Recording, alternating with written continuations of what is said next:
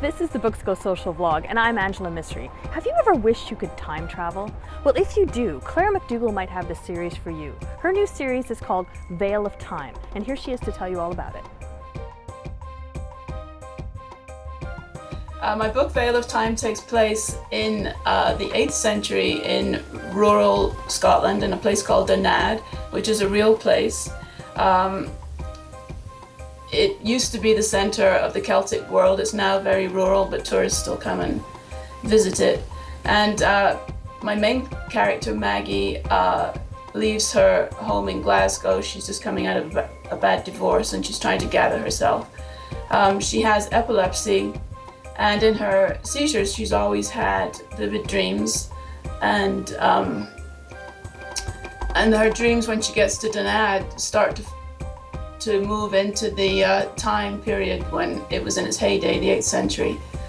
Maggie has 3 months until she is going in for an operation to have the part of her brain removed that causes this epilepsy.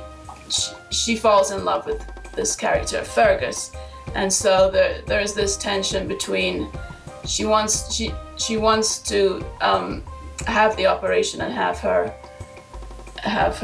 ailment resolved, but she also has this new life in her dreams, in reality, who knows, and so that's the tension of the book. Will she opt to stay with Fergus, or will she have her operation? I think it doesn't fit easily into a genre. I think The Time Traveler's Wife, just because she used time travel in a non sort of romantic way, would be there.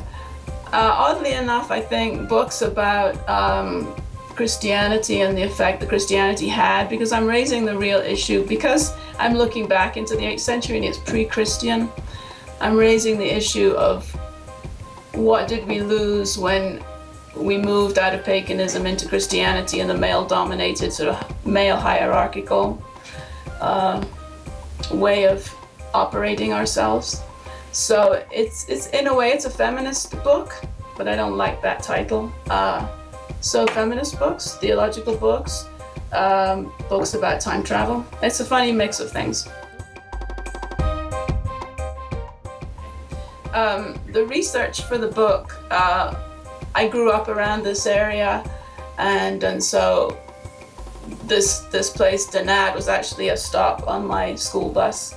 So, and if ever we had people come visit, we would always take them there. So I grew up around it and sort of absorbed it. I think these sort of places have an energy of their own, and so that I absorbed a lot just by osmosis, I think. The actual research, the 8th century belongs to the so-called Dark Ages, so we don't really know a heck of a lot of what was going on, what people thought, even what they wore. So some of it was guesswork, some of it was, as far as the religious part of it, was pulling on what Wicca tradition has evolved. And some of it drew on Native American stuff, because I was really at sea. I didn't know, what a ritual would look like in those days, so I drew on some Native American stuff. I didn't do a huge body of work, some people do. Before I started, it was kind of as I went along more. I'm working on the third part of this. It didn't start out as a series, but once I finished one, I went into the second one, and the publisher has that right now. And now I'm working on the third one, which is quite different. It's the same characters, but in the second book, Maggie, the main character, stops going between that ancient past and this present time. In the third book, she's going between that ancient past and an alternative present in which Christianity had never overcome the paganism, and so we've got a modern paganism which is technologically advanced and everything, but it's not the present we know. So I thought that was an interesting question. It's called Dark Matter. That one, the middle one, is called Druid Hill. I'm a second-degree black belt in karate, which doesn't really have anything to do with anything, except I suppose that having studied that long in a martial art gave me persistence. So, and that's something that every writer needs in scoops, yeah. Thanks, Claire. This is the Books Go Social vlog, and I'd really love it if you would subscribe. And you can do that just by clicking this button up here, and every new episode will arrive in your inbox. Thanks so much.